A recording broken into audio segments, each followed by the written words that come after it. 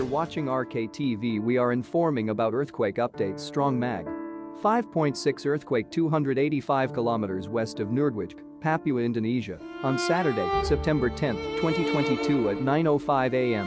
GMT +9, 52 minutes ago. The National Observatory of Athens, NOAA, reported the quake hit at a shallow depth of 10 kilometers beneath the epicenter near 285 kilometers west of Newsindonesia, Papua, Indonesia, in the morning on Saturday, September 10th, 2022 at 9:05 a.m. local time.